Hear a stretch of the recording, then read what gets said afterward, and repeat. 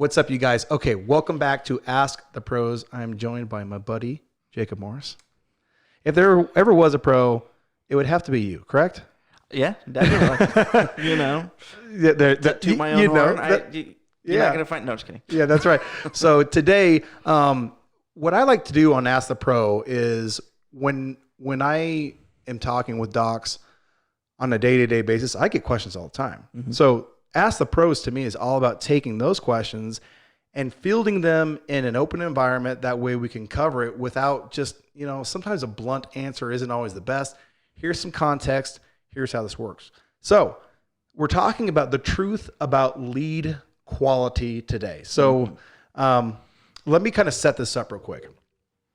All right. So I think Facebook, and we're talking about mostly running ads and campaigns on Facebook. Okay. Yeah. And you can talk some about Google on this. Yeah, definitely. Okay. But Facebook has been kind of pitched and sold as this magic marketing wand. Okay. Meaning I wave it and everybody that is the perfect patient will get filtered into a group and I can market to just them. Yep. Okay. And I think when you're talking about big numbers, there is a little bit of an element to that. Yeah, definitely. Definitely. Especially when you can get into lookalike audiences and you can look into, audiences that are going to be hundreds of thousands plus. Right. You can definitely find the better cream of the crop. Right. And we talked about this some on targeting and things like that, but I want to take this more niche specific to like actual niches and talk about individual lead quality. Because I think if you understand that, hey, I'm going to be marketing for this condition, this is the type of lead quality you can expect. Right. So I mean, a lot of this is like, hey, my expectation was this, and then this happened. Right. And it's different. Right. And like anything in life, that sets you up for failure. Exactly. Right. So I guess the first thing is let's just do a quick summary, and I'll pass this off to you. Let's do a quick summary on the targeting capabilities and your thoughts on using the technical parts. So whether that's Facebook or Google to target specific people and kind of filter away the unqualified people, the people that are broke. Right. So Facebook is very different from a local level than it is from a national level. So that's your first thing to keep in mind as far as targeting is concerned. And is that mostly because of audience size or anything else? All because of audience size. Okay. So Facebook in order for the Facebook servers and the algorithms to work their magic, they need numbers behind them. And most of the time when you're doing your first stages of your campaigns, we're talking top of funnel type stuff, your local audience is not going to, unless you're like in New York City or, center of LA, you're not going to have enough people to worry about filtering anything, right? So you're basically just going to be picking ages, genders, and a radius. Right. So as far as targeting capabilities on Facebook, that's about all that you have on the technical side from a local standpoint. Now you can technically throw in stuff like interests and, hey, I want to exclude certain things, this, that, and the other. You can do it. The problem is you're going to start to negatively impact your results that you're getting from a Facebook campaign. In what way? So in order for Facebook to work its magic, like I said, it needs the numbers behind it. So the algorithm needs to technically get, if you were to ask, Facebook themselves, you need to be getting 50 conversions a month for the algorithm to actually like say, hey, this is the exact person you're shooting for. Right. It's extremely difficult in a small market but you've got 40, 50,000 people that you're targeting to get 50 conversions a month out of it. Yeah. Right. Unless you've got the most amazing offer in the world. So the algorithm's not going to be able to get enough information to say, here is your perfect avatar. So what it does is it says, here's the next best thing. Yeah. Right. And that's where we get into that conversation of, well, this wasn't what I was expecting, because the system is picking the next best thing instead of that exact person that you're looking for, because there's not enough of that exact person in the system to make it work the way it should. Yeah. It's funny because we did talk about this on another video, but when I look at, you and I are completely different, right? Which is why our partnership works great, because you think, you look at campaigns from the back end and I look at them from the, like, I'll just call it the front end, front and back. But I think as I think of Facebook as a reflection of the people who are looking at it. Okay. So a lot of, I mean, I hardly ever talk to you about, when was the last time you and I had a conversation about targeting? It's a very long A time. year ago? Yeah. So for me, I'm always like, if something isn't working, I jump to, okay, well, some part of that offer is not congruent. I look at the lead quality as more of a function of, at this small audience, you're offering something that has either been over promoted in your area or that is not well received by your area. Like, it's a reflection of your location. Right. How much of when you look at campaigns, how much of that's my initial gut. Yeah. That's what I go to. How much of that is you? How much of you is thinking, okay, data first, and then maybe Sam's perspective? It's always data first, the way I'm looking at it. Yeah. But the data will lead me to your perspective if that's what the actual problem is, because there is technical elements to finding it. The way that your campaign is structured will greatly determine how Facebook feeds it out, because what most people don't realize is if you build a Facebook campaign and it says, okay, your potential audience is 80,000 people. Yeah. It's not, Facebook isn't showing it to 80,000 people. It's going to pick a pocket of that 80,000 people, and it's going to show your ad to that pocket, and it's going to start making assumptions about things, right? So you're basically training the Facebook algorithm with the different pockets that Facebook is picking for you. Right. So for me, what I'm looking at data-wise is, how's that training going? Are we going into the right pockets? Now, I don't jump to okay, we've got a problem with the offer or with the song that we're singing, unless the data is just screaming right from the get-go, this sucks, right? Nobody's clicking on it. Our costs are skyrocketing, so Facebook is punishing us, the users are punishing us, and that's when I say, okay, this is dumb. We need to think of something else. There's quite a few times though where it's just a matter of, okay, Facebook picked the wrong pocket. Let's get Facebook to pick a different pocket, and all of a sudden it starts taking off, and then we can start training the computer the right way. Yeah, if you're looking at like a pizza, like a big pizza, right? I like pepperoni pizza, and there's all these slices. The pepperoni isn't spread evenly. Yep. You know what I mean? And so it's kind of like the algorithm starts eating a slice of pizza. If that pizza doesn't have very much cheese on it, how close am I with this analogy? Oh, you're good. You're good. You know, then you're just going to get very sporadic, you know, results. But it might be loaded up with pepperoni. You're like, oh yeah, this thing is awesome. Yep. And I don't know how we take the analogy from there, but to continue the analogy, it's what the Facebook algorithm does is, let's just like if you were eating a piece of pizza that had no bad cheese and no pepperoni, you're not going to keep eating that piece of pizza. Oh yeah. Facebook algorithm is going to do the same thing. If it's getting the feedback saying, I'm not liking what's going on here, it's going to start increasing your costs. It's going to start increasing all your results. And the gut reaction for most people is to say, oh, this offer sucks. I'm not going to do it. We're going to do something completely different, instead of saying, well, maybe they're just eating the wrong slice of pizza. Yeah. And there's indicators that you can look at that'll tell you that's your problem. But you know, okay. So let's shift into part 2 of this. And this is where, I mean, anybody that knows me knows I'm a very like nuts and bolts kind of person. Like, I don't like pie in the sky conversation.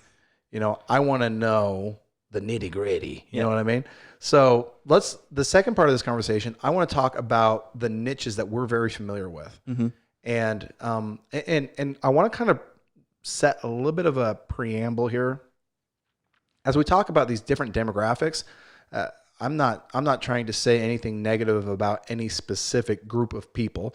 It's just what the data and what we've seen, and our thoughts on it, right? So specifically speaking, and if you're watching this video, we have a behind the offer section, which that's getting built out more and more as we go.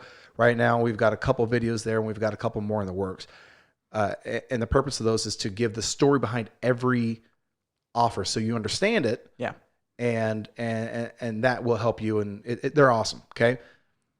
So, but what I want to know, and what I think in the context of the lead quality, right? There are certain niches where, in most of the country, lead quality is going to be a challenge, regardless of how tight your targeting is, how clean your marketing is. Would you agree? Oh, definitely would agree. Okay. We're on the same page. So, and I might kind of rank these. I'll be interested, and this is based on feedback I get from customers. I'd be interested in your feedback because you see the numbers. Yep. So if I were to kind of rank these niches from highest quality to lowest quality, and we can kind of dissect each a little, I'd say at the top, the campaigns that I get the least amount of complaints on, meaning people are saying, hey, this lead quality is great. This is good, is the thyroid conditions. Okay. Thyroid, knee, spinal decompression. Then after that, we would go down into the diabetes and neuropathy.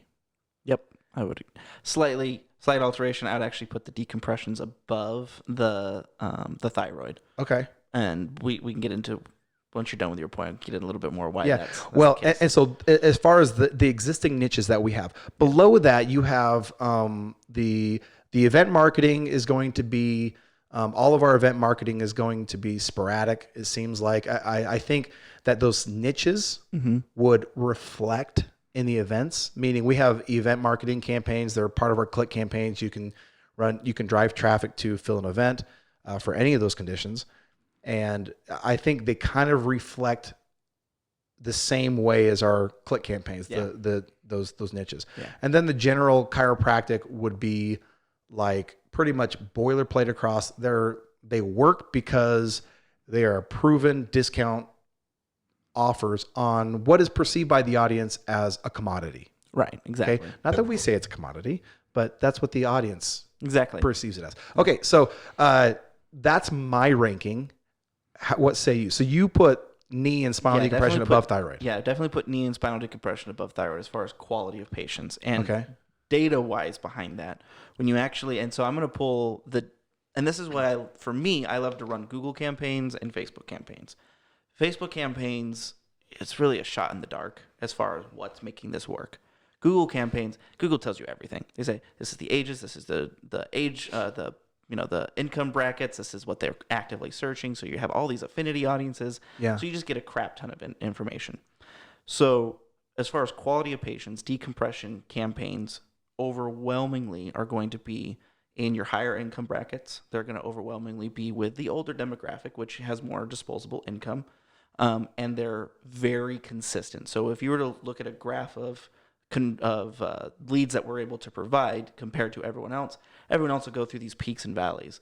Decompression campaigns is almost a flat line, depending upon how much money you're putting at it. The more budget you put towards it, the higher your line's going to be, but it's just going to every day consistently pop out. And I get great feedback on both the knee decompression and spinal decompression, that the folks coming in are excited about it. Mm-hmm. They seem educated. Like all those things are. So for me, I'm like, oh, awesome. And I get the same thing. The reason I hear more about the thyroid is because it seems like the conversion metrics on the back end, like me talking to people actually converting patients, okay, which might be after the data. That might be something. Okay, anyway, so what I see is really good conversion, because like there's like the socioeconomic way of dealing with your problems, specifically for thyroid, they get dealt with differently, you know? Once you got money, then you really care about, hey, I'm getting fat, I'm getting, I'm ornery, I'm moody, I'm whatever. You really want to do something. If you don't have the means, you kind of just say, well, that's just a normal part of getting old, That's interesting to hear you talk about, and I don't see all the front end metrics of the spinal decompression and knee decompression. I know they're good.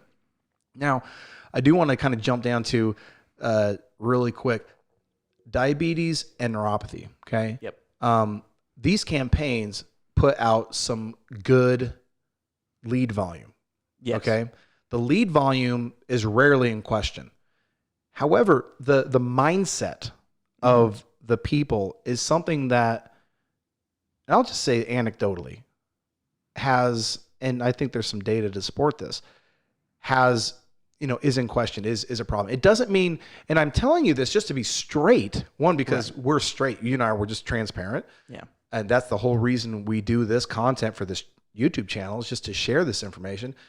So I want you to understand, it's not that we don't want you to do neuropathy. We love neuropathy. People, Yeah. we have clients that are making great returns. with neuropathy. But I think they go into it with the proper mindset. Yeah. You know, understanding that, hey, not everybody is going to be able to afford this first.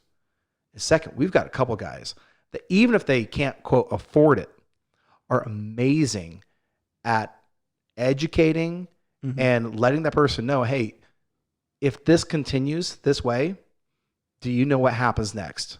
Yeah. Yep. And by the way, that's not a scare tactics. That is like straight up cold reality. Yeah, this is what's going to happen. It's- And I'd say the other thing too yeah. that they have is alternatives, right? There's the docs that I've seen consistently where they come back with lead quality problems. They put all their eggs in one solution basket for neuropathy, right? They just Right. said, this is my one thing, this is my treatment, this is your only option, this is the only price tag for it, deal with it. Right. Right. And then they come to us saying, well, I'm only closing, a handful of people.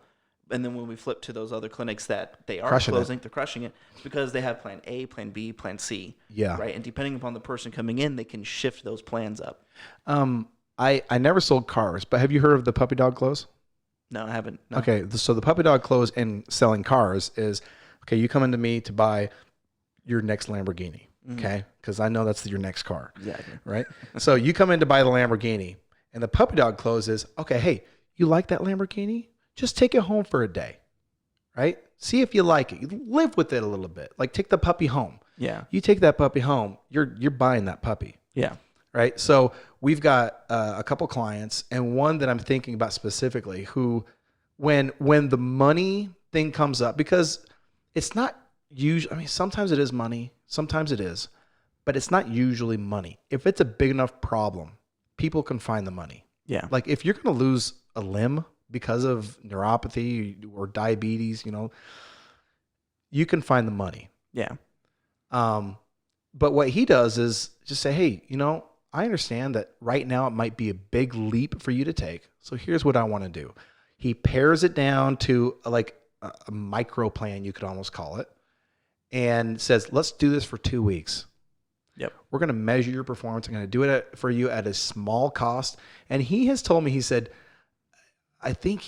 don't quote me on this, like 80% of the people that he does that with just end up paying the full price anyway. Yeah. Meaning like the same day. They don't even like puppy dog close down to the $500. Yeah. Which makes sense because honestly, and this from, working with people and whatnot, that if you have a hard line that you're not willing to cross, it makes it extremely difficult to have a sale at the end of it. Yeah. Right. And For I know- everybody. For everybody. Yeah. And I think, I know a lot of docs, as I've talked to docs, that they have a problem thinking of it as selling or closing and things like that. But at the end of the day, that end point, you're a business and you're trying to make money. And so you have to be able to have that flexibility. And, and If you whatnot. want to help people, you got to be in business. And I did a video on this, I think. I did. Call it closing. To me, it's the art of communication. Yep. He who communicates better will persuade more people, and persuasion is not a bad thing so long as you have the proper motives. So anyway, I think this has been a good discussion, and really what this is our observation of really what happens, problem is. what it is, what the problem is, and then what's really happening when you generate when you're generating cold leads off the internet. Yeah. And actually, one more quick thing I want to throw up before we close out here is the other thing that we run into a lot with bad leads is it's almost like, hey, you've got this name, you got this phone number, you got this person who's saying, I have a problem with X. Yep. Because I didn't get them to sign up for my $4,000, $5,000 plan, I ignore them, right? So when you've got a database of people, and that's the part that, it's not necessarily that they're a bad lead, it's just maybe it's a bad time. Right. So this person now has neuropathy. This person now has diabetes. Go back to them 3 months from now. Hey, how's your diabetes going? Right. And if you're reaching out to them on that regular basis, once a quarter, perhaps, on these people that you may not have closed or didn't even come into your office in the first place, they have that condition. 3 months from now, chances are they still have diabetes, they still have neuropathy. Chances are they went to a doctor and they gave them some, drugs that are probably making them miserable or some plan that they don't want to be a part of. I mean, maybe now is their chance. So rather than thinking of it, this is a bad quality lead, just say, okay, this isn't the lead for right now. Yeah. maybe 3 months from now or 6 months from now, they'll be able to come into the office and not count that lead as I'm never going to talk to him or touch him It's again. just the wrong timing. Yeah. Yeah. That's, and not to, I mean, all these videos we do just to give value. And so not to plug anything, but I would say that's one of the reasons why patient capture is amazing, because it'll automate and do that for you. You know, that re-engagement, just because today it's not the right time, their neuropathy is not going to go away magically. Yeah. You know, so 3-4 months from now, or when their symptoms become acute, they're going to come back, you know, and you'll be the person that has been communicating with them. That's top of mind. So I think this has been a good discussion, and hopefully a look behind the curtain of what's really happening. And so if you're noticing lead quality issues or anything like that, one of the things you want to look at is, who are you marketing to? What are the trends in your local geographic area? And is it a product of like, hey, poor marketing? It could be. Could be, definitely. Or is it a product of, hey, this audience that I have is going to require more labor and more fine tuning of your closing cycles. So hopefully this has been valuable. Thank you guys so much for, coming to the channel. If you get a minute, go up and subscribe, hit that notification bell. Would love to have you as a subscriber. We put this kind of content on here all the time, and we're committed to doing it, for, Foreseeable future. the foreseeable future. So thanks, and we'll see you next time.